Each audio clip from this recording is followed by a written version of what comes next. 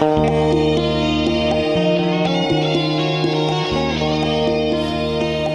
do you want, a story that's believable, or do you want the truth? What's going on? How much does our government know? And when did they know it? You were the interface between the government, or the military, and alien visitors. Would that be correct? That'd be correct. There's a price to pay when you start talking. And I don't want to go into that too much, because when you start reliving it, okay? I see. You'd have no idea what I'm seeing in my mind right now just talking about the tip of the iceberg. 2 or 3 times I got out of the UFO field. But you won't tell you a little secret? You can't. There are people out there, and I'm one of them. It's not about money. God, I wish it was. We will be going out into the cosmos, visiting other solar systems, other planets outside of our own. But when we do this, it's going to be that we're going to have a spiritual heightening. In other words, we're going to have to care what happens to the other guy. Clifford Stone, I'm very happy to be able to interview you here today. And there's a great deal of respect for what you've done and for your courage in coming forward and talking about it. And it's very exciting to actually get you on camera. Thank you, ma'am. And so we're here actually in a really amazing place. This is the Roswell UFO Museum. Do you mind telling us how you ended up in Roswell? Well, the United States Army sent me here. I'm retired military. Okay. So as being retired military, you're always subject to recall. Sure. And you're always subject to possibly being asked things as a consultant. Okay. Well, I retired as a sergeant first class. Now, was your title a clerk? I understand that was a cover story. Is this correct? Well, you actually had a real life in the military. You had an actual mission. The only time that this other stuff came into play is when they had a UFO incident that was to occur, and you were in the immediate area of that. And I can tell you in '65 in Vietnam, there was a base camp there tried to open fire on a UFO. At the very minute they tried to do that, none of their weapons worked. All the electricity went out, and remained so until after the UFO left. And I can tell you, from being in Vietnam for 4 years, and yes, it was 4 years, the records reflect, I think, 37 months. But you add up the time of TDY that I was over there, it's right at 4 years. TDY being temporary duty. Not having a power on anything is very, very scary, and those are very, very tense moments. As a communicator, you were called out just in terms of your military life. From what age did you start working in this capacity, would you say? It was probably about the age of 19 or 20. Okay. When it comes to people who do interfacing, there's no school for that. There are things that have went on in your life. When I got out, there were 7 people that was still in the military that did interfacing. Only 7. And that was military-wide. And I was put into an incident where we had a situation that we weren't told exactly where it was, but I know we landed at Benoit. Because when I went back there and was assigned, that's where we landed. Benoit, that's in Vietnam. Oh. And I know it was Benoit because it was the same when I went back. Now this was an incident that occurred. Was it a crash? Or was it a visit? We saw the entities. Okay. And this involved with us going in to try to extract an aircraft. And we did. We cut it up in, I think, about 7 pieces. Okay, was it one of theirs? No. This was a B-52. Okay, so... That didn't crash normal. Is this a time travel experiment? No. This was a craft that was shot down. Everybody was dead on board the B-52. Shot down by the visitors? Well, they were on a bombing mission over... I have no way of knowing this, but I would assume on a bombing mission over North Vietnam. The damage to the craft was as a result of anti-aircraft fire at the B-52. I mean, the damage was that type. And it was used for conventional bombing. And where I said we went from there by helicopter. But it was just like some giant hand had grabbed the plane out of midair and just set it on the jungle floor. And that's what we were interested in. Oh. We didn't know, you're not told. When we got on the plane in the States to leave to go over there, we were told we were going to Florida. When we landed in Oakland, we knew we weren't going to go to Florida. But then you went ahead, you was given a little plastic bag. You had to cut U.S. Army off, you had to cut your name tag off. One thing you never do is take your dog tags off. We took the dog tags off. Every item that could identify you went into that plastic bag. That was held for us there at Benoit, but that was held for us there until we came back. But after the event occurred, they put me in this GP medium tent. There was a table there was a chair, there was a pad, there was, I think, a couple of pens, but I grabbed a pencil. And I was to sit there and just put down my thoughts. Okay. But anyhow, getting back to the tent, that's all it was there. I went ahead, went in, got bored, and I started to play games of tic-tac-toe. Went outside to smoke, took the paper with me, wadded it up, put it in my pocket. When they found that piece of paper, and remember, all it was on it was just little games of tic-tac-toe. Right. Immediately, the guy that I always called the colonel was always there. He came and knocked the cigar out of my mouth and started to cuss at me profusely.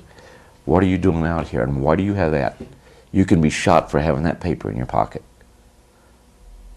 Why? It was classified waste. You didn't take paper in there. You took nothing in there.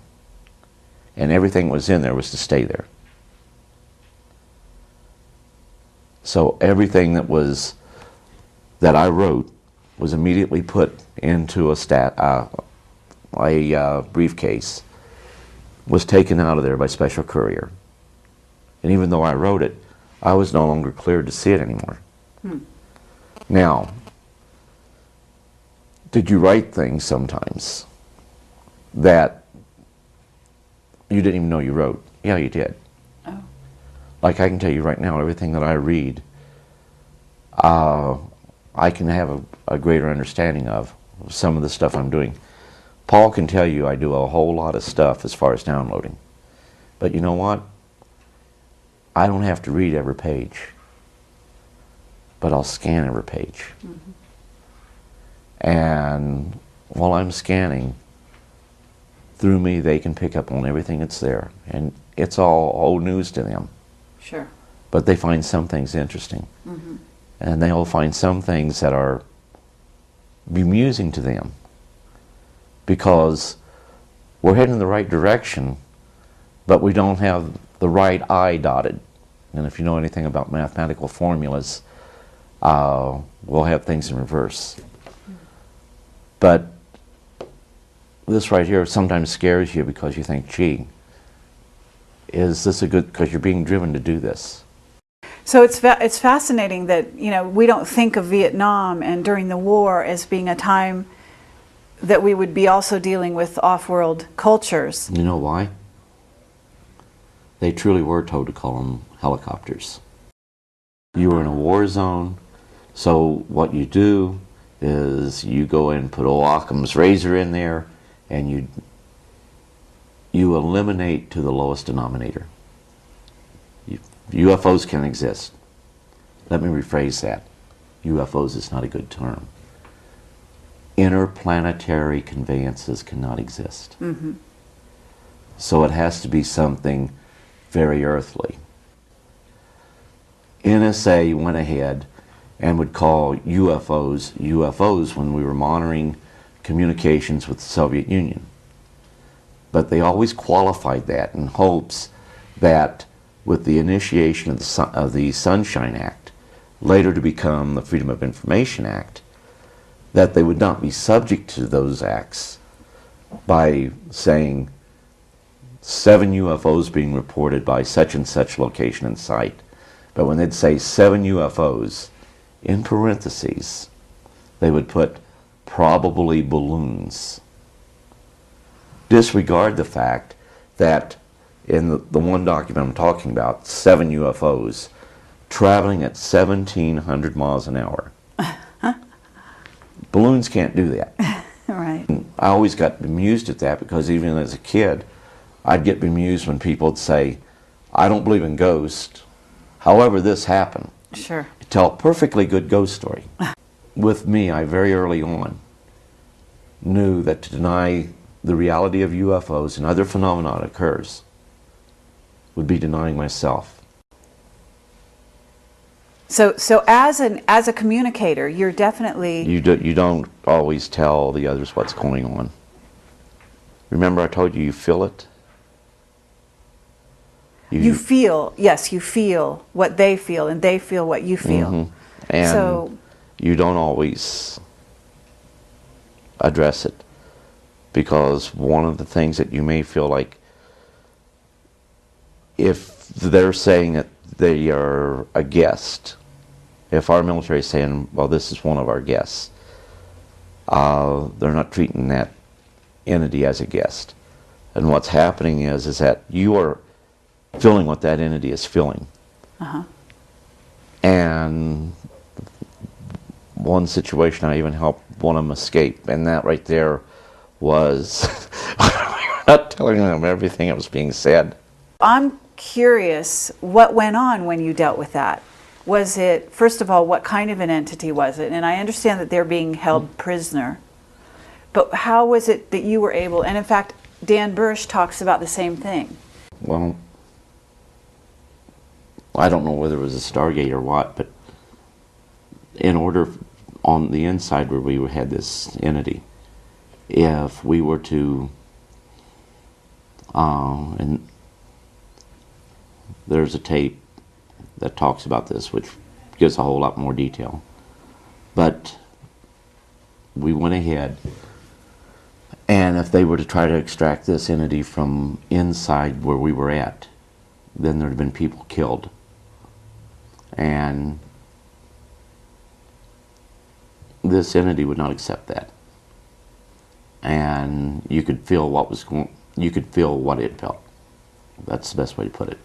And I'm trying to tell this without going into any real certain details. But I convinced the person that I always called the Colonel, and all throughout, that's what I always called him. We went ahead, and I said, you know, he needs to show me something, but everybody has to be cleared from here. It's just got to be me and him. And everybody went ahead, left. There was one Spec 5 that stayed there to help me, and I said, we're going to cut this screen fence back here, or the storm fence, and we can get in trouble for that. I says, yeah, I know, that's why I'm asking you to just drop off the bolt cutters and then beat feet. Well, he didn't. He went ahead and he cut the wires for me, and we got the entity outside. By the time they found out that we had the entity outside the perimeter, they went ahead and was very upset, and now they were even to the point where they even tried to shoot the entity, but the entity was now in a position where it was a bright, bright, bright light that came down, and I didn't even get to see the craft, and maybe it was because I just wasn't looking. But all of a sudden, this entity was there, then it wasn't. Mm. Then, of course, the guy I always called the Colonel, he went ahead and told me, well, I could be court-martialed, then well, we're going to overlook it this time, but don't let that happen again. And of course I was chastising him. If they're supposed to be our guests, why were we treating them cruel and treating them as prisoners? As a matter of fact, even worse than prisoners. Mm-hmm. I have never seen either movie of the Manchurian Candidate. Okay. And the one thing that we had identified by the time I got out, 57 different species. And they were affectionately called the Heinz 57. I understand there's some phrase in one of those movies about that. Mm-hmm. Gee, I'd love to say there's only 2 or 3 races, or only 4 or 5 or even 1. I'd love to say that. But with what I know, if I change anything that I do know, then it's not reality. It's just going ahead saying things that people want to hear. Uh-huh. Well, why would you say you would want to say there was only 1 or 2? Oh, well, some people, well, we could find your story more believable if you could say. I see. And, gee, can't this entity be gray because it'd be more believable? Uh-huh. What do you want, a story that's believable, or do you want the truth? Mm-hmm. Now, the truth may not fit what you believe, but it's the truth as I know it. And with it being the truth as I know it, that's all I can tell. So have you ever, I'm going to assume they must photograph these beings, right? There's photographs. Okay. And what about you? Do you ever draw them? Do you have drawings of them? Yeah, I got some drawings. And have you distributed? No. Are you able at liberty to give them out at all or show them? Some I have and some I haven't. Uh-huh. And are you familiar with underground bases? And the technology that goes along with it. Okay. And so I'm going to assume you've been to underground bases yourself. Not by choice. Not by choice. That's believable. But have you also seen, say, reptilians? What's called, in the UFO community, Subspecies reptilians. that we call reptilian, yes. Mm-hmm. And are you able to communicate with them telepathically? They can communicate with you. Okay. It's hard to explain. You can't keep secrets. Sure. And the other thing I'd remind everyone is the program is geared and set up to where you only know what you have a need to know. And a lot of times you know more than what you're supposed to know. Mm-hmm. But you don't know everything. Sure. And I reiterate, anybody that tells you that they know everything is a liar. It's not true. Do you have any special alien friends that have remained with you throughout, that are with you today, communicating? I mentioned one. I'm sorry? I mentioned one. One. Okay, that would be Korona? Correct. Okay. And Korona is, do you know what planet he's from? Mm-mm. You don't? Okay. I know it's about 100 light years away from here because I always use that as an example. Okay. Real time, from the time they leave, and there's a little nice thing about that, from the time they leave their home planet, which is in a star system about 100 light years from planet Earth, in real time travel it's an hour and 40 minutes. That's from marvelous. the time they leave and arrive here. What kind of craft do they use? Do they teleport through space, or do they actually take a craft? Because not all of them. No, it's a craft. If it's a craft. Yeah, they're really traveling. Okay. But it's through a traversable, what we call a traversable wormhole. Uh-huh. Now, have you ever gone with them? To the best of my knowledge, no. And the reason I state that, I can remember seeing the stars, that I've never seen them like that anywhere on Earth. But to the best of my knowledge, no. So you don't have conscious memory, is what you mean? Right. Of these incidents, but you could have. Oh, well, there's been some things really scary that's happened in my life. I mean, you feel it. You actually feel the fear before you actually see the entity. Mm-hmm. And so a person like you, we would think that you would not be afraid because you are so conscious of your interaction with these beings that I'm surprised to hear you say that you're actually afraid. Are you afraid to this day, or are you talking when I have past these tense? incidences happen, yeah, you still have that fear. I mean, that fear is there. Okay. Even more so because you can feel the fear they have. Okay. We're a very dangerous species. Sure. So you better believe if they fall into our hands, there is that fear. Okay. So, and this is part of the reason why I'm going to assume they approach you as a communicator or interfacer, as you call it, right? Well, they're very concerned about our well-being. Mm-hmm. And a lot of people say that can't be so. Yeah, they are. We've done terrible things to ourselves. And they know this. Mm-hmm. And they're trying to understand certain things about us. And I think at the same time they're exchanging information saying, hey, here's what you've done to yourself. I think that ties in a lot with some of the abductions that have taken place. I think it ties in with some of the cattle mutilations that have taken place. And I think it ties in with some of the people absolutely disappearing off the face of the earth.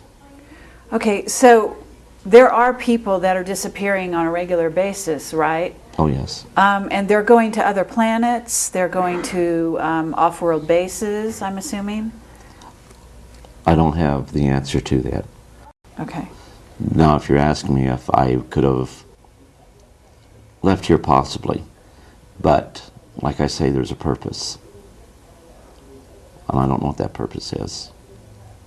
Is your mission to make people aware not only of the other entities out there and other, races and so on, but is it also to perhaps prepare or to warn of some event? Because you seem to be alluding to some event that you don't even know about. As 2 points far out, they're becoming closer and closer together. To eventually, and we ultimately know it's going to happen, contact's going to be made. The NASA Department of Astrobiology held a conference in 2000. Forget the Brookings Institute report.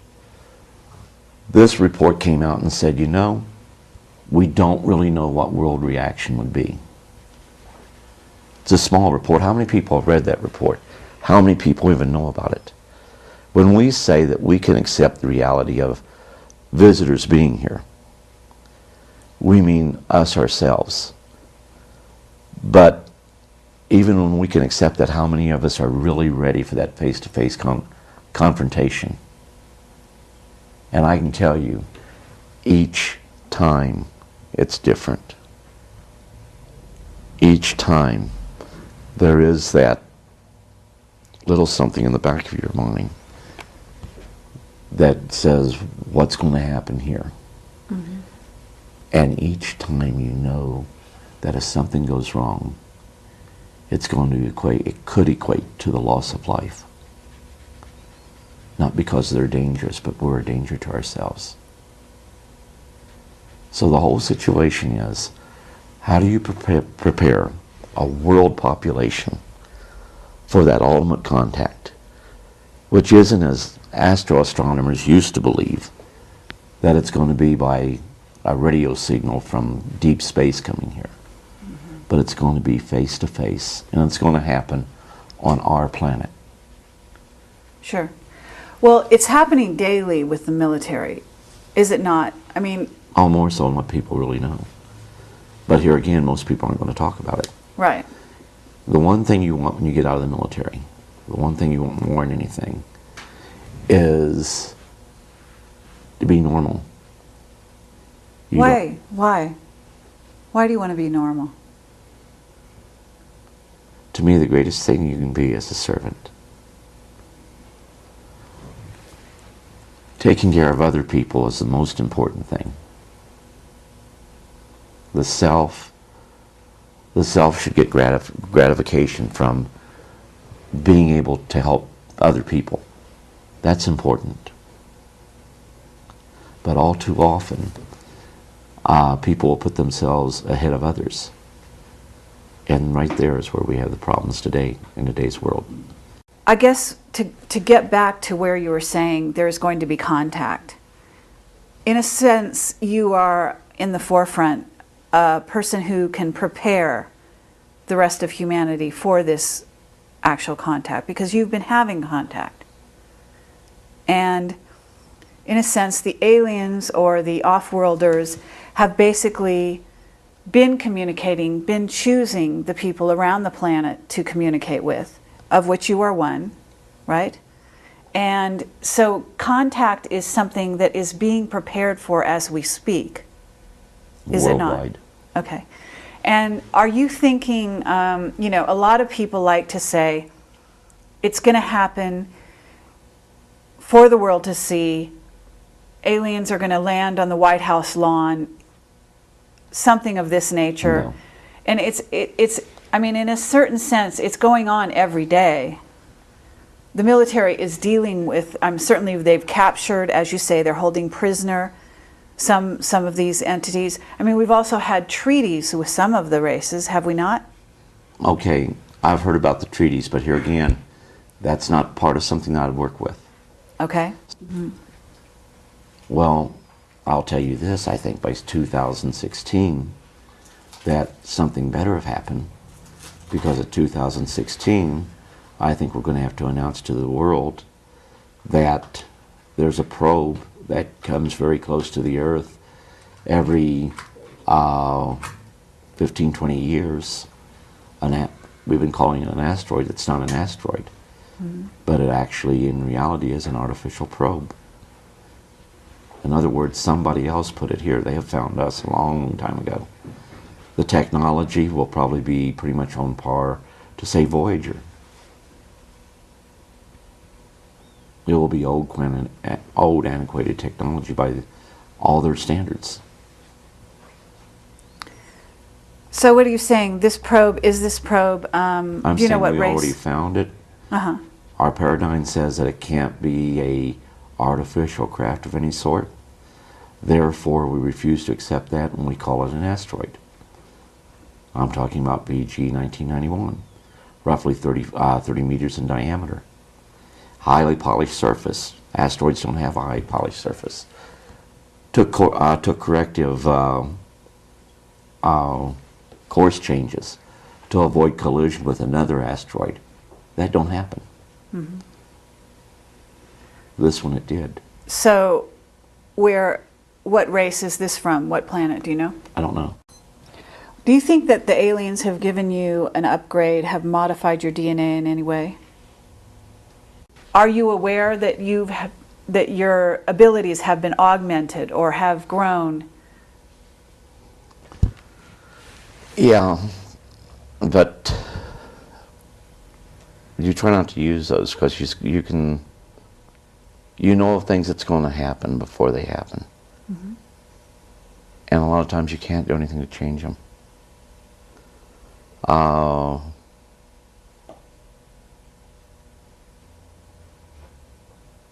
Like I didn't know who, but I knew one of my kids was going to get killed on a motorcycle. And that's hard. I mean, before my son was killed, on the Wednesday prior to that, I knew that he parked the motorcycle in the back of the car. I knew I could go ahead, back up over it, and run over it a couple of times. But I also knew that the family would not understand that I did that to stop what was, let me rephrase that, as an attempt to stop what I knew was going to happen. So you're a precog. I mean, this is what they call a precog. You knew in the future before it happened, and that you were not able to necessarily change it or stop it. But there's a reason why things happen. I mean, you must agree.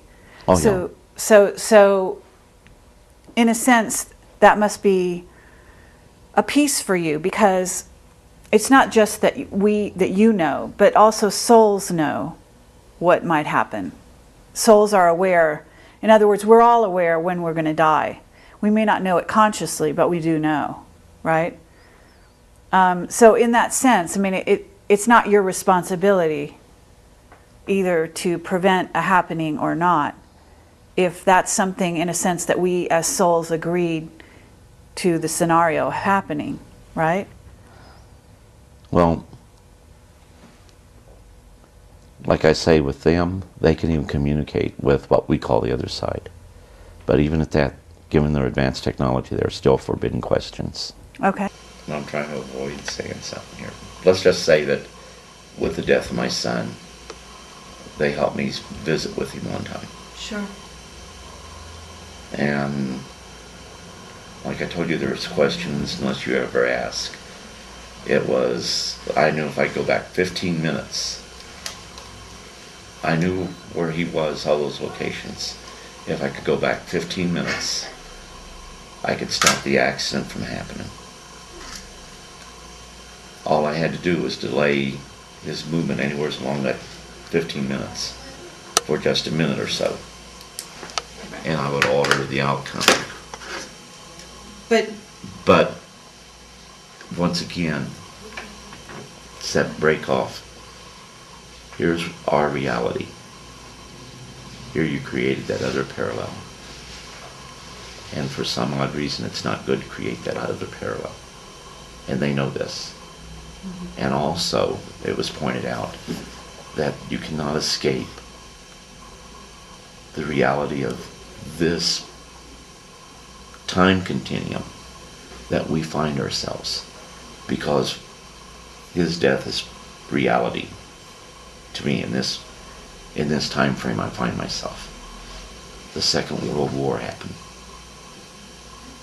I must return to the point from which I depart within that space-time. I'm not going to remain in the other one. And a lot of people, like they said the other night, you'd stay there. No, because it was pointed out to me quite clear. And I can't explain this. I couldn't go and debate it scientifically. But it's a natural barrier, which is why when time travel, when we discovered in our future, we're not going to find evidence of it being left any place along the line because of that natural barrier. We may even see them. We may sense them. We may even be able to interact to a degree, but nothing associated with the future tied with the day we discover time travel is going to be left in any altered reality. They say, okay, time travel hasn't happened yet because we would have evidence of it. There won't be any evidence left. And there's a natural barrier there. The whole situation is we are a part of something greater, more vast, and we're on an adventure. And we're part of that adventure. And we all play certain parts into that. But just like when you brought it up about they are us, and I said, he's heard me say this, which is probably he got a grin on his face when you said that. But the whole situation is we look for the differences in the species, the 57. Look for the similarities. And when we look for those similarities, we then begin to realize just how much we have in common. And eventually we come to the point of one thought. They are us. Because everything within the universe is interconnected. All species are interconnected. Anybody ever ask why the common denominator is humanoid? You would not expect to find that if there was not some type of galactic blueprint. You become spiritually enlightened by going through this life. Even those that we say are insane. On the other side, they're not insane. Maybe we could find out a little bit about the types of visitors that you've dealt with. Do you see them physically, or do you are you actually sort of in an altered state, or are you able to see them in your mind? And do you communicate with them telepathically? Well, there's physical as you and I. Okay. And yes, it would be telepathic. Some could talk just like you and I. Okay. But you'll have a lot that they won't do that, and they'll just want to communicate with you. But there's one thing you have to keep in mind. This is what a lot of people overlook, and that's why it gets to be so hard to talk about. You're not just talking to them. They know, and they feel everything that you know and you feel. you go in, you feel what they feel. And see, some of these, we weren't real good guys. We use the term visitor, Sure. but they're treated like prisoners. I understand. And there is no law under protection to protect them. Dan Burish has talked about this as well.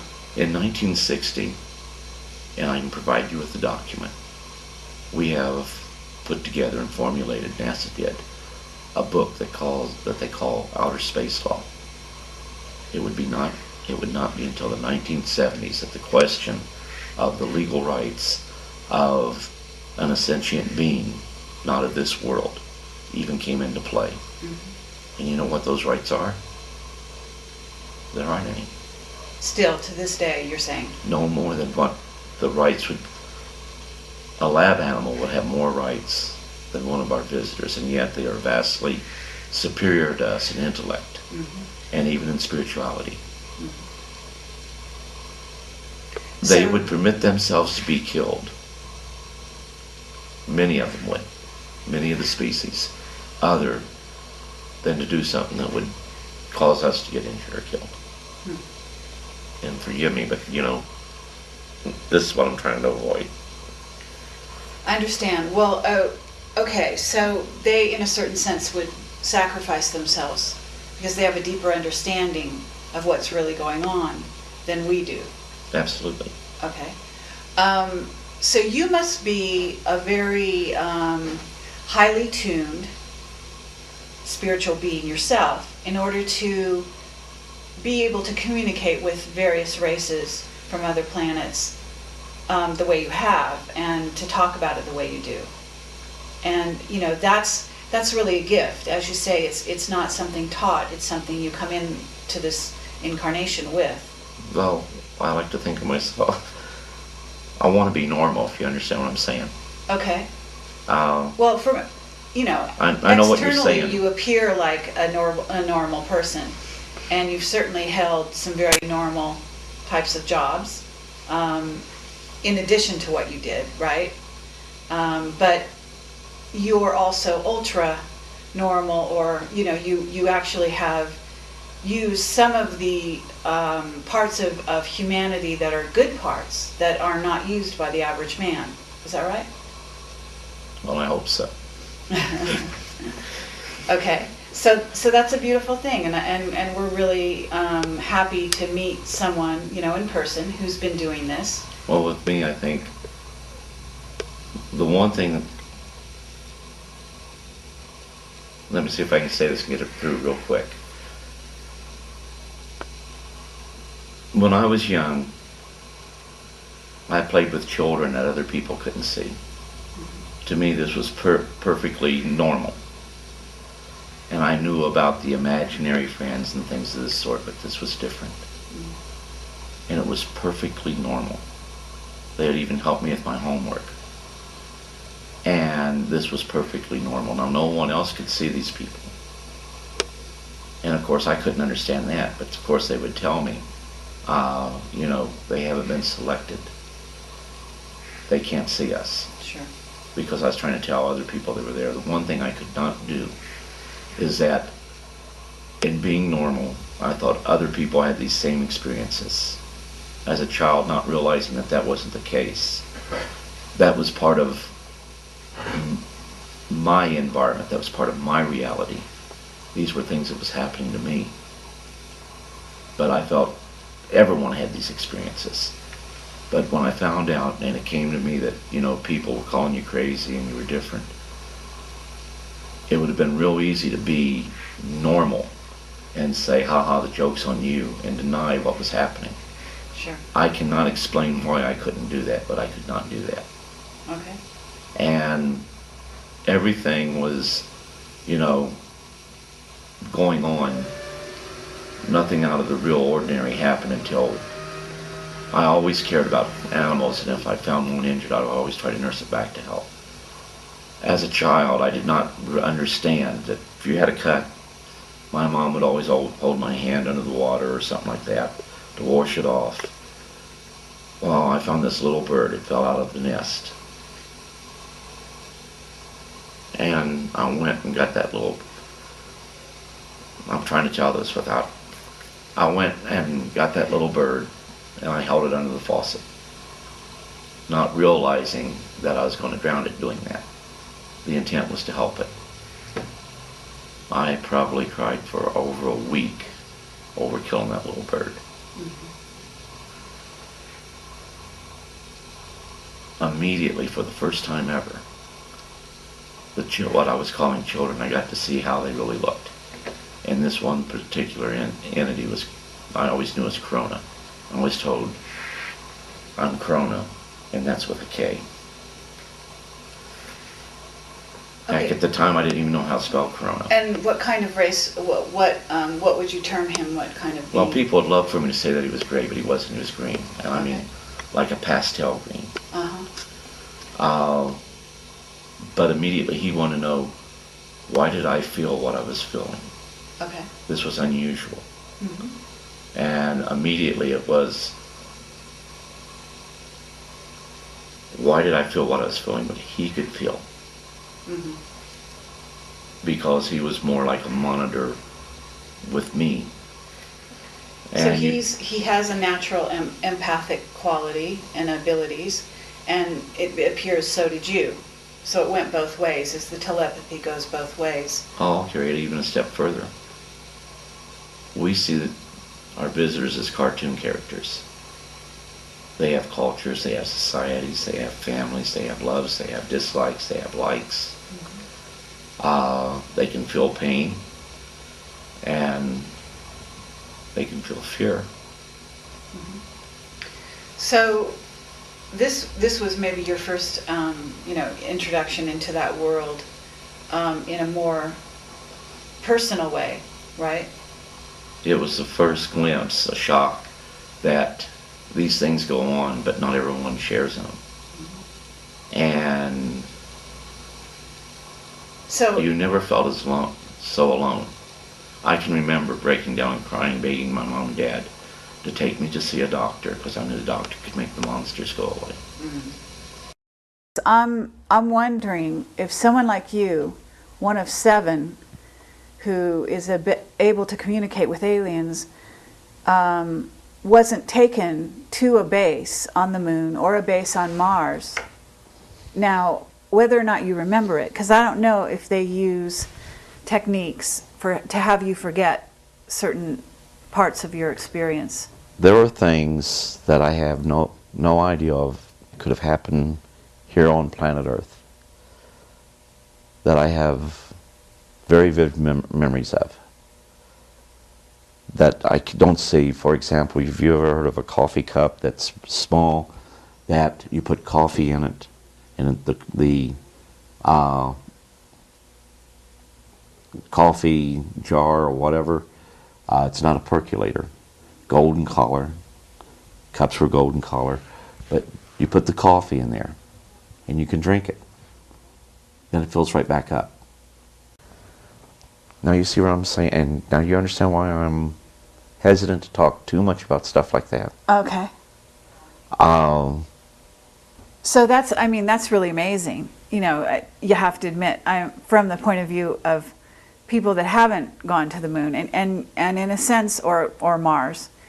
Here you are sitting talking to us, and yet you may have had experiences that are so far beyond our everyday experience on this planet. And you must be, there must be a level at which you would love to share those experiences. Oh yeah. And sometimes I make mistakes, and I've let people see some things that I shouldn't have let them see. Because this is a part of something that is in my life that is, I'm to do something with. Sure. And I don't understand that. I don't know what it is. That's amazing, because you've worked with this world since the 60s, so you're talking about 40 odd years, and you're still wondering what it is it's all about for you in terms of your destiny, in terms of what it is you're here to do in the future, I guess. Am I understanding you? There's something that is going to happen, and there is something that we're to be a part of. Mm-hmm. And I don't know what that is. You were starting in, like you said, the 1960s as an interfacer. Late 1960s. Okay. And I'm going to assume clear up to today, because you don't lose this skill.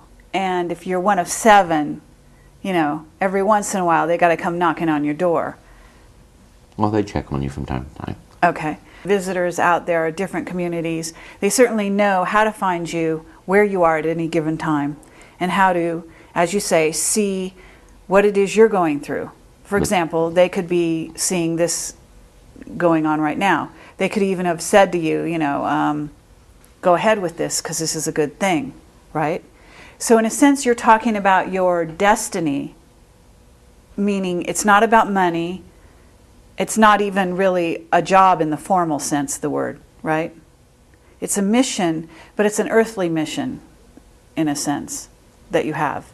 Yeah, I would go along with that, that there's, you're being driven to do something. You don't fully understand it, but it's something you have to do.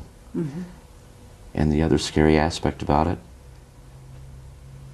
you know, you don't know why and you don't know what, but it's coming to an apex. That what you're doing, you're fighting the clock. Okay, is the clock 2012? Is that the clock you're looking at? I don't know. You don't know? And a lot of people say, gee, if you worked with this, you have all the you don't have all the answers. Mm-hmm. And he who comes up and tells you they have all the answers is not being truthful with you. Sure. You don't know what it is. Why would one want to go ahead, be in this field, subject themselves to ridicule? And there are family problems. The situation is my family don't understand this. They've been around enough that they know my wife more so than my kids, but I guess my daughter in Vietnam, we had a daughter we'd been fighting to get out of Vietnam for almost 30 years.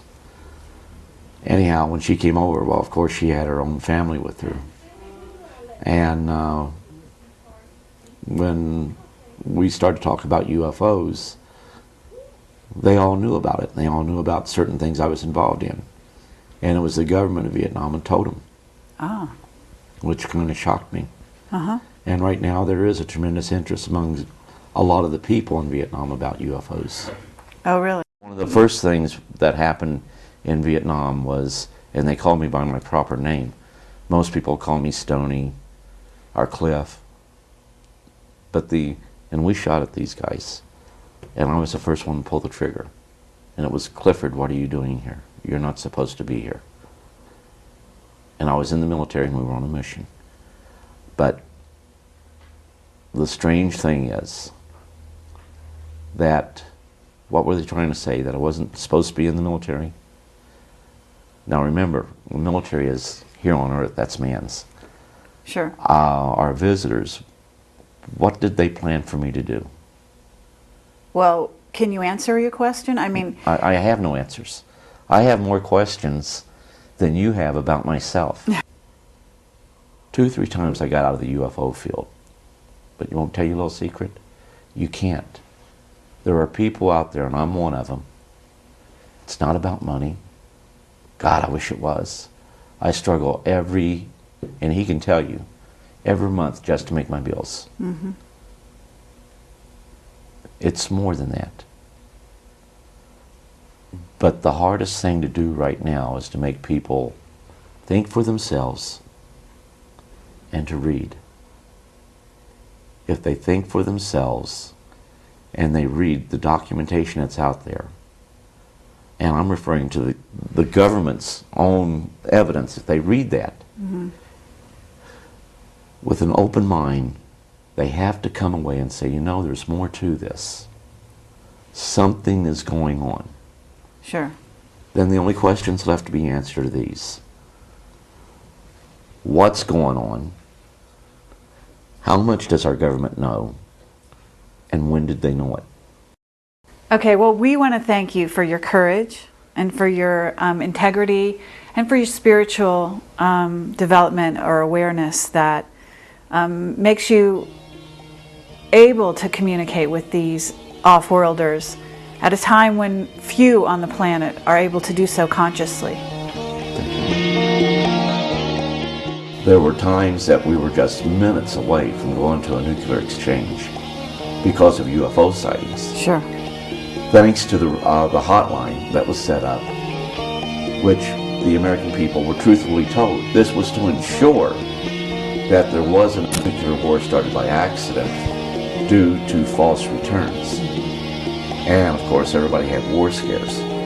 UFOs were a reality. UFOs existed. They were being reported.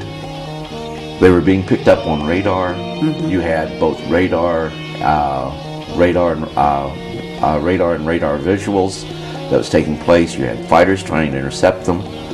So in order to reassure one another that we're not doing this, and it should have been commonplace that if we had this technology, or if they had that technology, there was nothing the other side could do anyhow.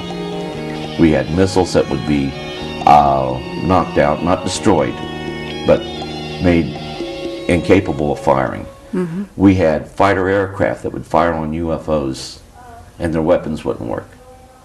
You actually have used some of the parts of humanity that are good parts that are not used by the average man. Is that right? Well, I hope so.